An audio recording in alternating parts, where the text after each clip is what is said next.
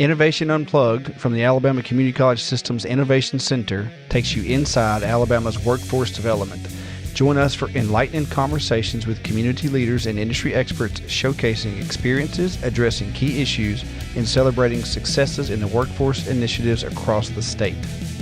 Welcome back to the Innovation Unplugged. We have two very special guests today, and we've never interviewed them before, and they are a crucial part of this team, and we'll get into all things Seed Creative today. I want them to introduce themselves, but I'm Brandi Merrill. I'm the Director of Curriculum Design, and to my left is Julie Frizzell.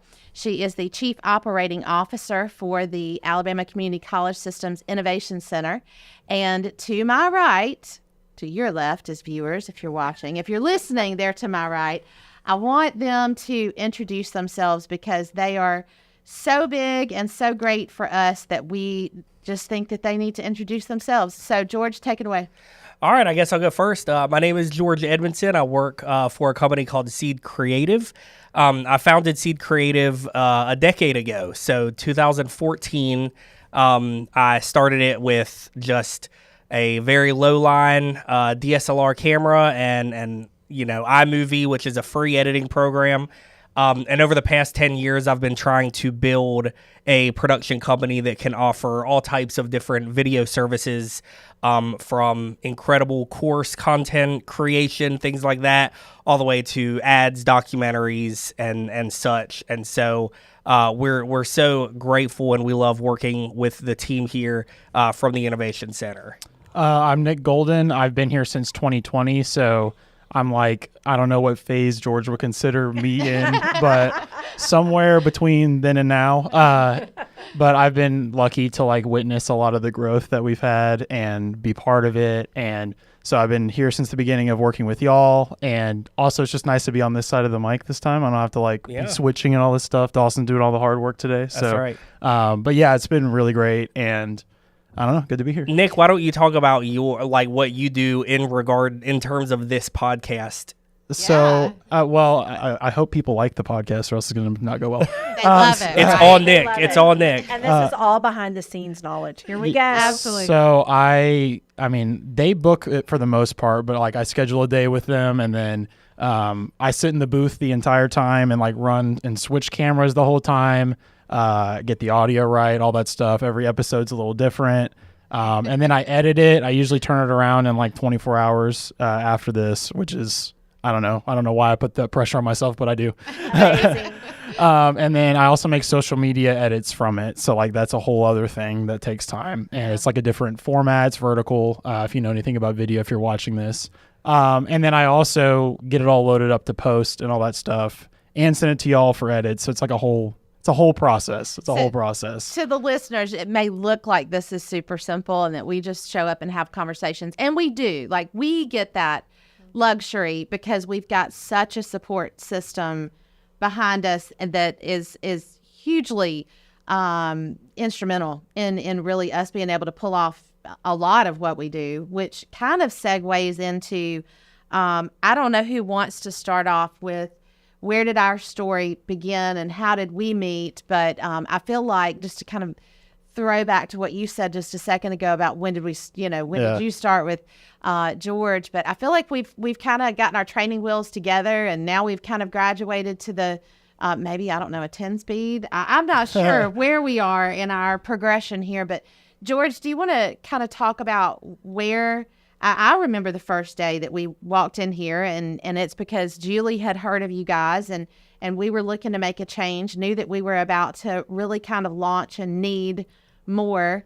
But do you want to talk about how we met? Well, how'd you hear about us? What can you share about that? Yeah, I was curious. Okay. I wanted to start with that first. That's Julie. I'm obviously from Tuscaloosa, live in Northport, and had been introduced to Seed Creative George specifically through working with the West Alabama Chamber of Commerce, with West Alabama Works, and then, of course, with Shelton State Community College. So I had been around George and his team and kind of seen them in the inner makings of things that are happening in videos. And Porfirio with Shelton State always just said what a great job George and Seed Creative do.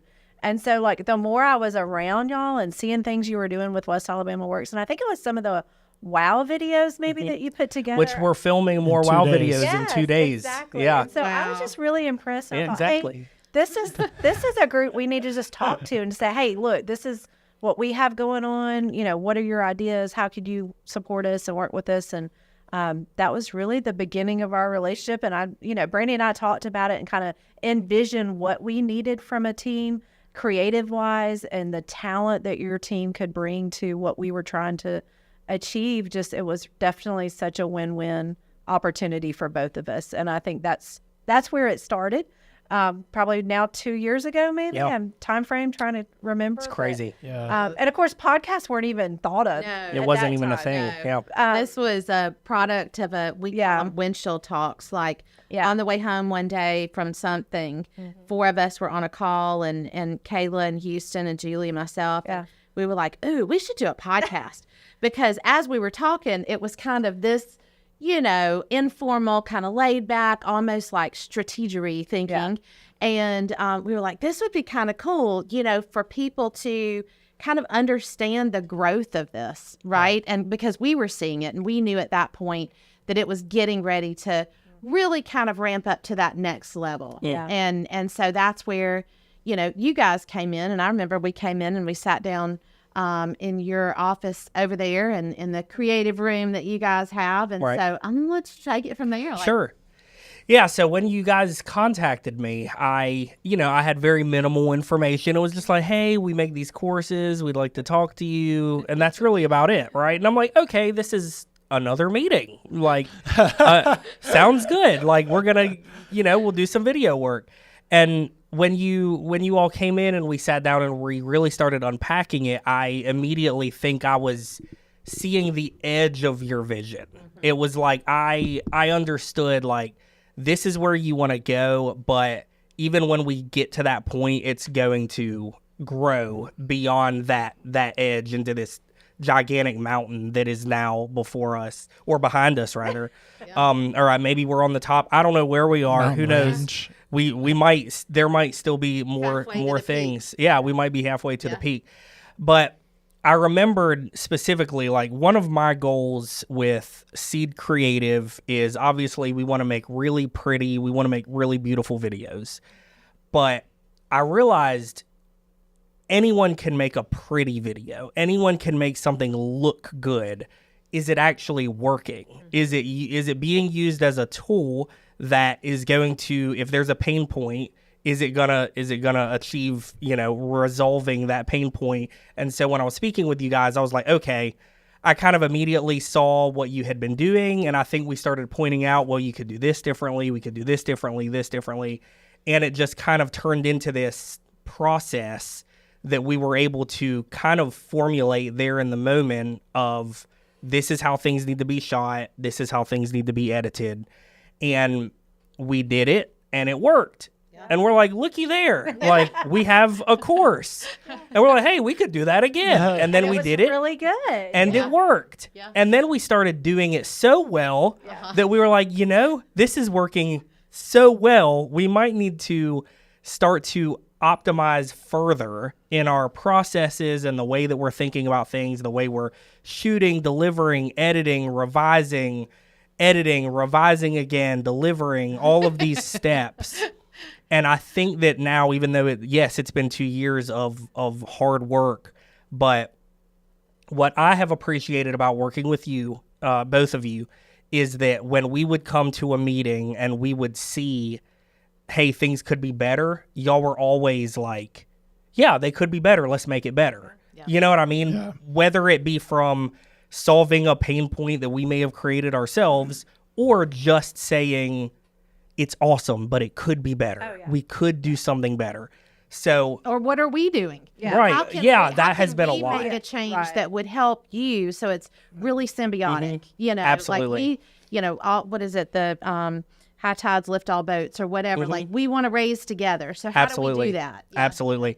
And that has always been appreciated. Like, from the bottom of my heart, from Nick's heart, from everyone here. Definitely. We have always appreciated that you all understood that this is a process, and we're gonna get it the most optimized that it can be. And I feel like we're in a position, in a place right now, that it is as optimized as it could ever be at this stage in the game. Sure. And again, we could keep doing things the way that we're doing, and it's gonna work amazingly well. And I guarantee, though, one of us is gonna be like, man, if we just tweak this a little bit more. This is the spot we live in every day. Is that process improvement. And 2 weeks ago, man, we had that going really, really well. But now it's like, oh, but wait. Yep. Yeah. Ooh, what if we did this?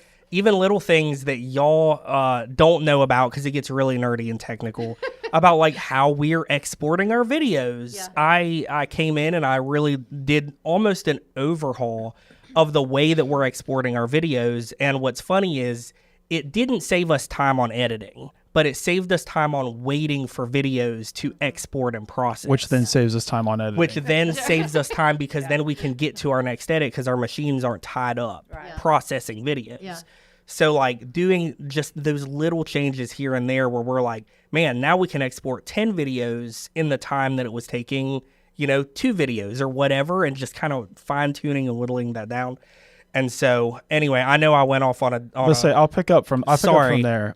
You pick up from there. That's where it's beautiful. Is that y'all do that naturally? Yeah. So and we talk about how we do that naturally, and so just for us to have ever had that initial meeting with 2 sides that really get into and really enjoy that process, incredible. Well, so I have 2 points to pull from him, and it's kind of like an evolving story. So. You mentioned making videos that work. That was something that when I first met George, I thought differentiated him. Most people, videographers that I meet, video production professionals, they're always talking about how good something looks, and we also have this insane quality standard on our side of it that I also think differentiates us. So it's kind of like an oxymoron. We want it to look good, but before it looks good, it has to work. Yeah. And then we also put an insane quality standard. So it's like this. So anyway, so that was the priority. But then over time, and I think something that him and I talked about over the time that I've been here, and it kind of became our Seed Creative motto in the time that I've been here, it was, we want to make videos that make a difference in people's lives. And those 2 things together, it like morphed because it's like they have to work. And when they work, we want them to make a difference. Right. So that's something that I think I really find fulfilling about what we're doing with y'all, is I really believe that these videos are making a difference, and it's like a very like tangible way of seeing it. Because there's a lot of videos that we make that we know are going to make a difference, but we don't get to see any results from. It's just like, here's your video, here you go. But it's like, we know that, all right, your student base is growing, they're getting certifications, like all that kind of stuff. That is like awesome. They're getting jobs that are changing the trajectory of their family tree. Yeah. And you know that because of the additional podcasts. Yeah. So you're hearing all of these folks come in, and there's hundreds more that we would love to have, but they're coming in and they're being like, let me tell you about this person. So I sit in there and I'll text in our Slack as y'all are talking, and I'll send encouragement. Like I'll say like, hey, like there was one episode a while back. I can't remember. It had to do with like classes in prison, maybe something like that. And I was like, I had no idea. Like I had no idea about that. And I was sitting there and I thought like, I think it made Adam's day, honestly. Like I like to send that out as like, hey, here's some positive reinforcement. Some encouragement. Because like, I mean, like, all right, Adam, you edited 50 hours on this course this week. Like, I'm sorry, but it's going to make a difference. Your little part does. Yeah. And that is like, I think everybody on this team, and now we've grown. I think when Julie and I first came and met with you guys, I don't know, we were a team of maybe 3 or 4. I think you said three. It was 3 or 4. 3.5. And I mean, now we're a team of, 19, 20, but that's crazy. Really not indicative of our team. Because y'all are our team, and as you grow, we view that as a larger team by extension. It's almost like having cousins at the family dinner. You may not be like your sibling family, but and so that is really cool to kind of watch that progression also. So we are workflow nerds. Like that is him and I's thing. It's like we are always talking about workflow constantly. Like we make an improvement and we don't even think about it. We're like, all right, next thing. Like we're talking about like things to do better in our van all the time and like stuff like that, just constantly. Yeah. Or like, and I don't know, we probably need to be better about like stopping and celebrating, because we like never do that. We're like, I've said the same thought. Yeah. We need to be like, hey, this was a crucial piece. Yeah. And we may mention it, but we don't necessarily celebrate. Yeah, we're like, great, all right, how do we do this? And like, it's the same thing. So both of our teams are so solution driven. Like, and we don't see them as roadblocks. We're like, oh wow, okay, we encountered that now. How do we fix it? How do we fix it? And let's go forward. And we're always progressing into that continuous improvement cycle. And that's what I love, because y'all bring ideas, we bring kind of questions, or, hey, what about this? And y'all always find an awesome solution for it. And I go back and I'm looking at your shirts right now. And I just have to say, the creative juices that flow out of this team is amazing, because you are helping us plant those seeds. And those seeds are getting planted all over the state. And whether it's through the videos, whether it's through the marketing of saying someone, it's hitting someone going, oh, I didn't know this course was for me, but it touched them in a way they could see themselves getting this training and getting a job. And I think all those seeds are so important, because we never know, just a conversation or someone hearing about our courses or the community colleges around them, it's planting those seeds. And your creativeness around all of that is just genius, because I'll have to say, I know from where we started to where we are now, we're all just like in wow all the time. I mean, the wow factor is still there. And I have to say, these guys don't give themselves credit, because they are famous. They are celebrities. They are award-winning production and filming. And I have to say, from our team to yours, like, well done. Honestly. Thank you. Well Thank done. you. Yeah. I don't think we could have envisioned where we would be growing, like, as a resource to our colleges. But not only that, but just as a resource to the state. Yeah. And that's what really excites us. And you all bringing those expert talents that you have, and the team that you've built around here is just amazing. So we're all planting those seeds together. Yeah. So Well, it comes from really great people too. Like, that's like our main thing. I always think it's like, there's a lot, like we were saying, there's a lot of people that can do similar things to what we can do. But what matters to us is the person that's behind that. That's like the team member that matters to us. It's like, you know, we pick somebody that shows up on time, that is the reliable, that we, you know what I'm saying? Yeah. So There's so many pieces, I think, over the course of time. So this is going to get a little sappy. There's so many pieces of things that had to fall into place over the course of time for us to be successful. And I'm sure y'all could say the same thing. And I view, and I'm sure Julie does too, that meeting that day when we signed on the dotted line verbally or whatever, that let's partner, let's do this, that was a turning point for the Innovation Center. It was a turning point for Seed Creative too. Yeah. I think so too. So, And it's been fun. It's been fun to watch the progression of y'all's growth, which, you know, we're not your only client. I mean, we know we're your favorite. I'm going to let that hang you for are our just a favorite second, client. only because I feel like you have to talk about where we are, and I know we're your favorite, but who did you spend time with this weekend?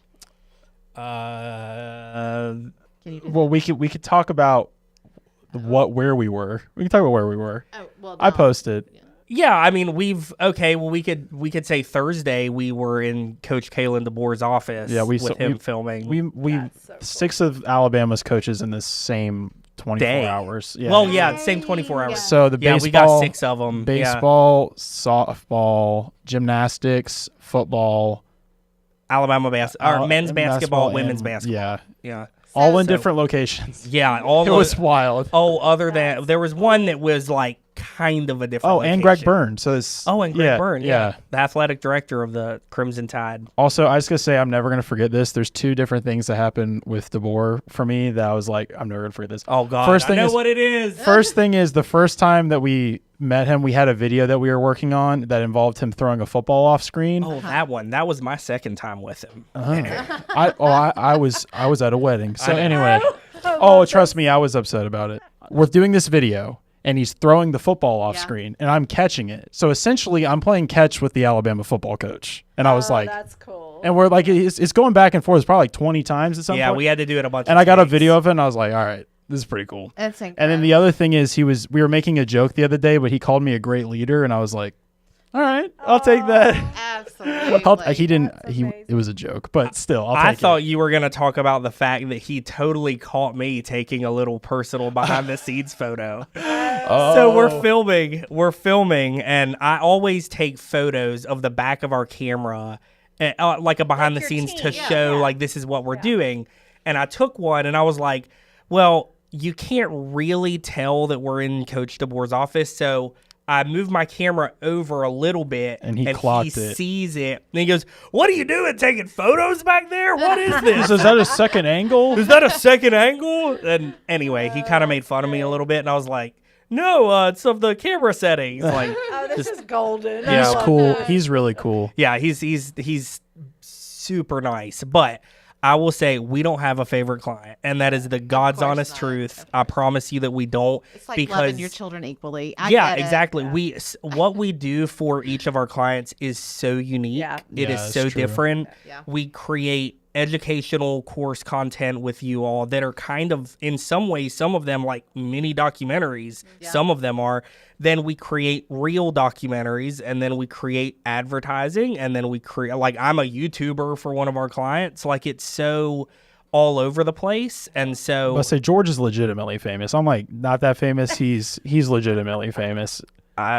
He doesn't want to admit it. yeah. Well, tell us. Yeah, I was about to tell say, us. to that end, what are y'all's stories? So you have learned our stories over the course of time, right? Like, you know who we are, you know what I've done, and you know what Julie's done. Like, we've shared that part of ourselves sitting here behind the mic, and y'all have heard that. So share a little bit about where you came from and how you got started and how you got here. You want to go first? You want me to? I'm going to let Nick go first. Oh, you want me to talk about where I? Okay. Well, I started doing video when I was 6 years old. Real story. I asked for a camera for my 6th birthday, and I didn't know it at the time, but that was the start of my career. But seriously, I got really into it in high school, and I had an internship where I shot commercials for JCPenney. Oh, wow. And from then on, it's kind of been history. I got a job at UA because of that. As a freshman, I was the first or second freshman ever selected. Actually, the other one was Reagan, funny enough. For Really? Yep. So I worked with Reagan way back then. That's how I met Seth and Reagan. And then because of COVID, they had to like furlough some jobs at the university. So I lost my job. And at the exact same day, George posts that he needs part-time help.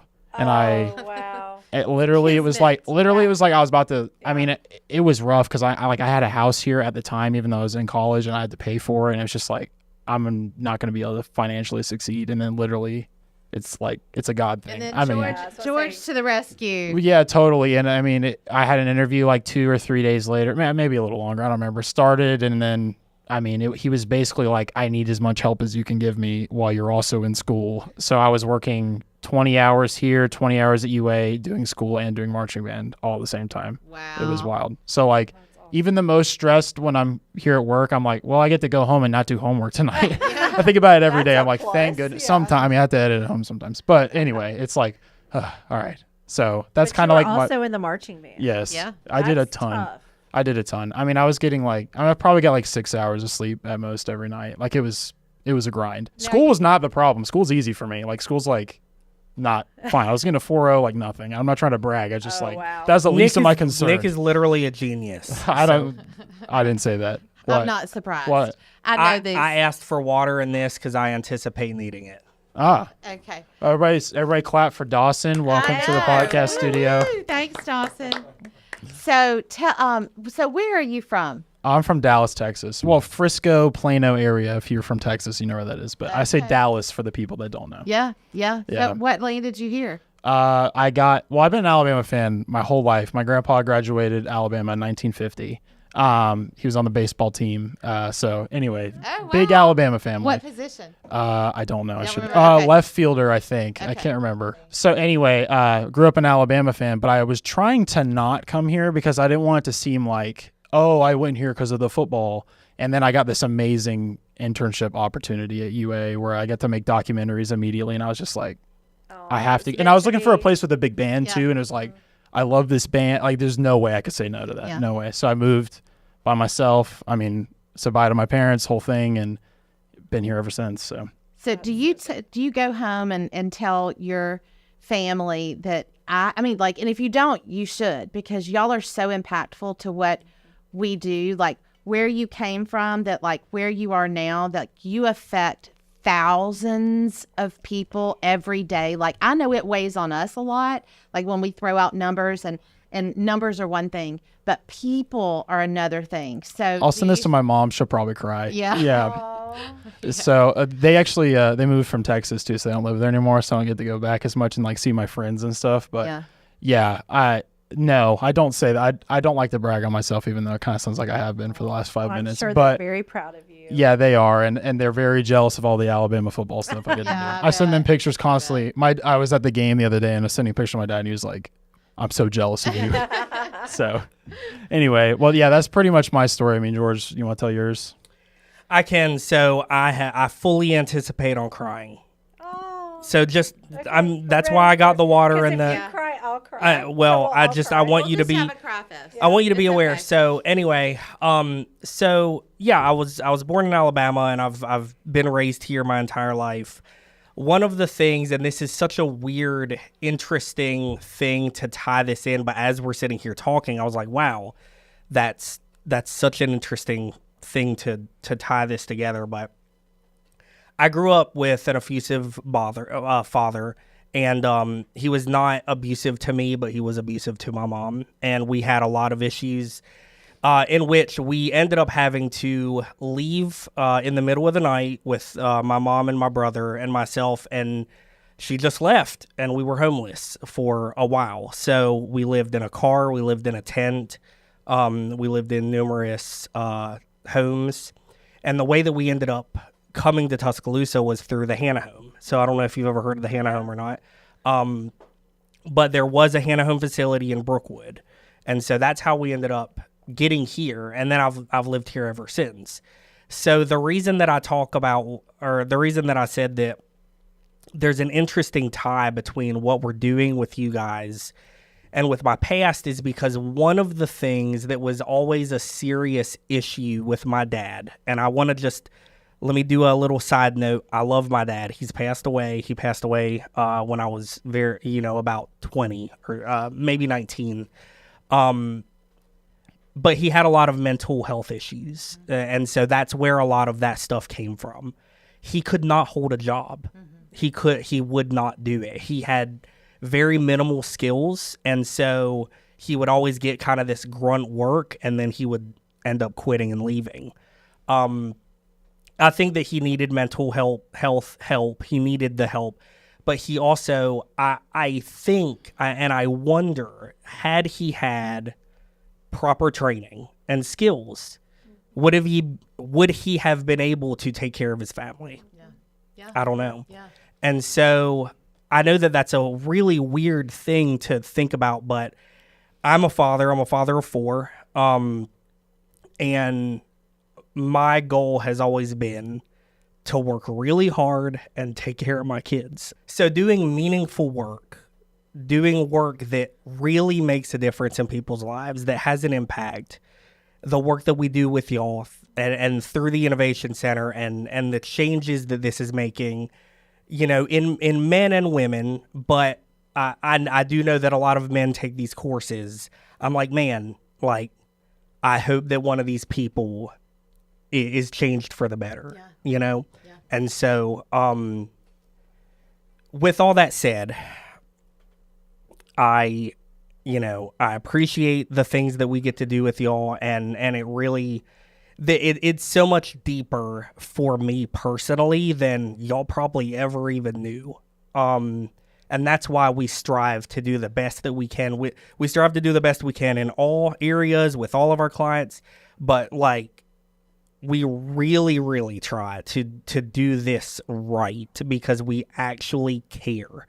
We genuinely care. And developing a workforce and things like that, it's like, yes, it's helping these companies, it's helping these schools, but ultimately it's helping these individuals. It's helping the people that are taking the courses and they get a job and they can take care of themselves and eventually their family. Yeah. And that is very important to me. And so, so with all that said, that's kind of where I came from. That's a little bit of my background. Growing up, I was really into skateboarding, and so the way that I got into video is I made skateboarding videos. Also, my mom just had a camera, and what's funny is my mom was almost a documentarian, and she didn't even know she was, because when we were really little, she was always constantly filming things all the time, filming us at baseball games, rolling for 2.5 hours straight, things like that. These are things that, like, I think I just saw. And then I pick the camera up and I start recording, and then I'm making skateboarding videos. I taught myself how to edit with 2 VCRs stacked on top of each other, hitting play on one and record on the other, and things like that. That's how I kind of got the basis of like understanding how to edit. I didn't even know it was called editing. I was just like, I don't like all these times that I fell on my skateboard. I like the one time I landed it. So how do I put only one time that I landed it on this tape? You know, that's what I was doing. He's basically saying George's life documentary is going to be incredible, and I'm very excited to see it. Yeah. Has that's been started? Right? Well, I mean, I filmed my mom for several hours giving her story just in case it takes me 30 years to do it. Sure. So we do have that documented. But yeah, I think eventually we would like to tell our story, or a variation of our story. You know, I have to be respectful of the fact that my dad was a real person, and I would want to make sure that I honored him in a way of saying everyone has struggles and everyone has issues, and everyone makes mistakes. And he was a really, really good man who did bad things. Sure. That's the way that I want to formulate that. And I just have to be really, really mindful of that. So, but at the same time, I would want to make it entertaining. I would want people to walk out of a theater or whatever and be like uplifted by the end of it, and really like walk away different from how they walked in. It's a big dream because it's going to be an expensive movie to make. Yeah, it's going to be very expensive. It's going to be it's going to be a real movie. Yeah. I could see finding the joy in it though. Yeah. Oh, there's a lot of stuff that I won't be able to get through and discuss on here, but there's a lot that will go into it. But anyway, so with all that said, I started making videos just for fun. I was in a band. We toured in Europe. I was in a metal, like, hardcore band. Are you going to call the name so people can go out sure, and it was look at called YouTube? it was Because called that is eye-opening. Like, when George first showed me, I was like, whoa, that's you? Yeah, so we were called Dead Man in Reno, and that's based on the Johnny Cash song when he says, I shot a man in Reno. I would wear that T-shirt. Yeah. Dead Man in Reno T-shirt? Dead Man in Reno, Like, yeah. you We were should put metal, those out there heavy in metal, the thing, screaming, crazy yeah. chaos band, mosh pits. And Should I tell the story of how you introduced your band to me? Because it's pretty funny. I don't even remember, so go ahead. Band? I didn't know. No, I just mean like the first time I ever knew this was a thing. Oh. So we're getting ready to go on a shoot, and it's approximately, I would say, 6:20 in the morning. And I am not a morning person, especially not at 6:20 in the morning. And you heard his music a little bit earlier. Yeah. It's very heavy. It's lively. And I pull, I think we're meeting here. I can't remember exactly where it was. And down the street I hear, I'm like, who is listening to this music at 6:20 in the morning? And he just rolls down the window, and he goes, "Sup?" And I'm just like, what are you listening to? And he goes, "This is my band." I was like, what? And there's a bunch, it sounded pretty good just right off the bat, but I was like, a lot of people have bands. It's like, all right, yeah, your band, right? And he goes like, and we're like talking about it. We get in the car, and this guy that used to work here is like, man, I can't listen to this early. And then George cranks it up even more to be funny. And then he turns it off and explains to me that that he toured in Europe and all this stuff. And I was just like, this George lore is just ridiculous.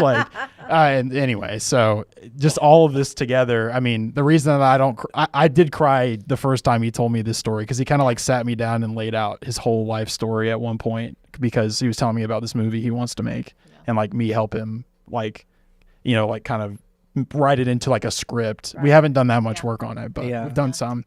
It will be beautiful. Yeah. There's no doubt. And I love hearing how it just comes full circle. And that's what, at our daily work, we all hope that we find a job or have a career, or get up every morning to make a difference, and I love that, through all that you went through, that, you see that this is that impactful. And it really just is that one person. And I said this, I don't even know how many podcasts ago to whoever I said it to, is we get so caught up in numbers, like, oh my gosh, we have 25,000 people, we have 30,000 people. All those numbers are great. We've built 40 courses and all these things. but all of those represent one person. Exactly. Yeah. And all it takes is impacting that one person, and we have impacted an entire family, maybe even multiple generations of a family. And you can't measure just that one person. Like, and it's just unfathomable to me to think about the numbers of people, and yes, that one person or 25,000 individual people, and then how impactful that is to an entire family, and then generationally. And I can't even, like, that gets me so choked up, because you leave the 99 to go get the one. If Jesus can do it, we can do it. That's right. You know, I mean, it just, so that is exactly where we're at every day. And I love that y'all see that and appreciate it, and it drives you like it drives us. It does. Well, I'm going to make a joke to segue us. I always have to jump in and warn us that we're getting close to our time, and I have a feeling we're getting close to our time. We here. are.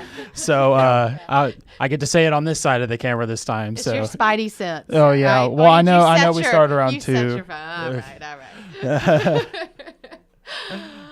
But yeah, anyway, we appreciate working with y'all. Definitely. I think there's so much more that we could talk about. And of course, the podcast goes fast, as you always say. It does. It does go very fast. But I just think, I hope that we keep growing students. I have a question for y'all. Do you know, like, by the end of the year, how many students do you think will be enrolled in courses? Ballpark. Let's see. It's September now. Yeah. I'll tell you, we have delivered. So we have 40 courses-ish that are kind of live right now, right? But those 40 courses across the state to 24 colleges, we have delivered almost 700 courses to those colleges. So they order or, get access to those courses. We were at what? Number-wise, we'll be over 25,000 students cumulative by the end of the year. Awesome. Yeah. It's incredible. And over- Where were you? Do you know where you were when you started with Seed Creative? Probably around 800 students. 800 students. Wow. How long had y'all been doing it at that point? 6 or 8 months, something like Okay. that. So, Okay. And then we've been with 2 years. So we pretty have good. students still Yeah. in training, obviously, and right now we've seen over 10,000 students earn their certifications. Incredible. So those are completers who have finished the online, finished their in-person skills lab, and are ready to go to work and have been connected with employers across the state. Yeah. And I go back to say it is that impact because, so many individuals that we encounter through our community colleges are those students who never thought they were a college student or could never see themselves. They don't think of training as I'm at a college training. They're not a college student. They are a college student. At every level of learning, we're all students. And I think that's what's been really cool for us to see too is we're able to meet students where they are, right? Yep. And I think that's what's been really exciting to see because we don't know their stories. We don't know their struggles. And I think LaShonda from Ingram State said it best a few weeks ago when she was live in the studio. She said, some individuals don't just need a second chance in life. They need a first chance. Yeah. And that has really stuck with our team over the last few weeks. And the stories that we hear across the state, that's why we do what we do every day. Yep. It's not about the numbers. It's not about how many employers we've met with and industries that we're serving. It's about making that difference to that one person because we know how exponential their growth and success and impact can have on others. And I love that we all have a story. And I think we could all remember something from one of our courses or y'all have heard some of our podcasts where we walk out of here we're still amazed every day.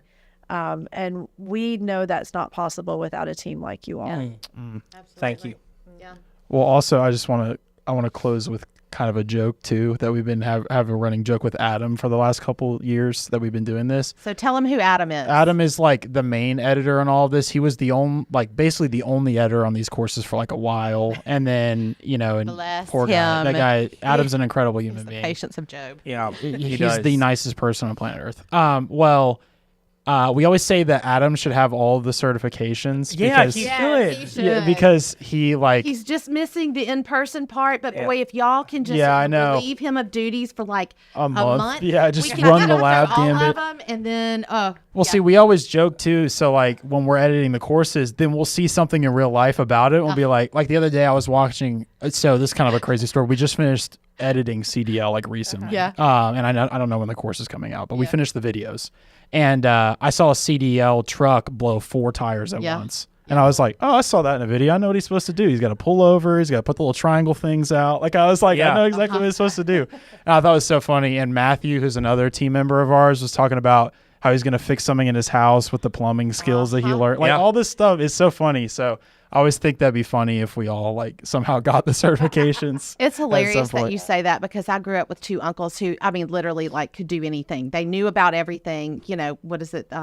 Jack of all trades, master of none. And now, after being in this role, like my dad will bring up something, or somebody else will bring up something. I'm like, oh yeah, this and that. Like we know. Yeah. You know, like we are, you know, these experts or whatever. But you know just enough to know that you know just enough. Yep. You know? So. Yeah. Well, if y'all ever do a course on how to shoot a video course, we know who to we call. could be the instructors. Hey, we really need to dabble in the arts a little bit. I think so. That might be coming. I think the arts would be drone training. Drone getting your drone certification sucks. Yeah. It sucks. It is actually on the request. It's hard. Interesting. Yeah. Ooh. Yeah. Man, the drone.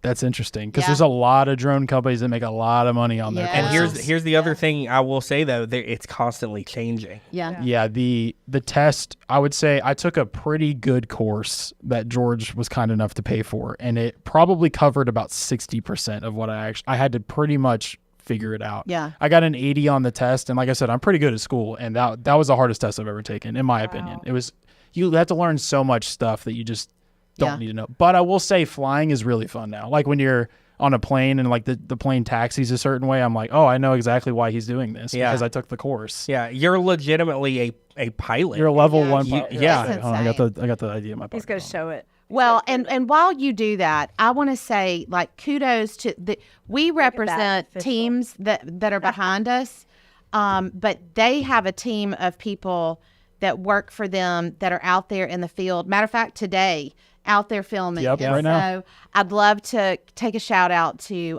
Seth and Reagan. Yeah, for sure. And you've got a couple others.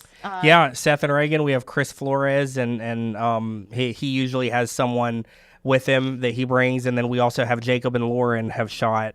Jacob Cantrell and Lauren Cantrell, a brother-sister team, have filmed, and then of course we have as well. And Brian Pope shot, and Brian Pope.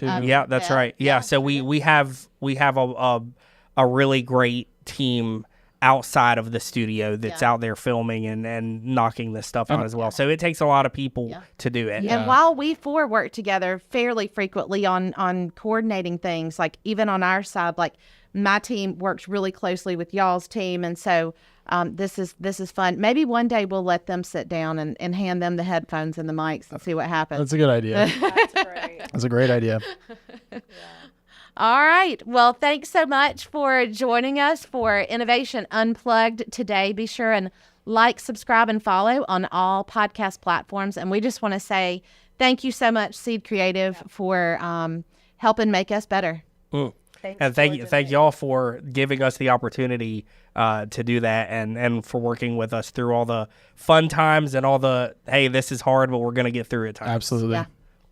It's been a journey, and we've loved every step of the way. So thanks again for all you do, and we appreciate it. Thanks for tuning in. That's right. You're welcome. I'm banished to the other side of the camera now.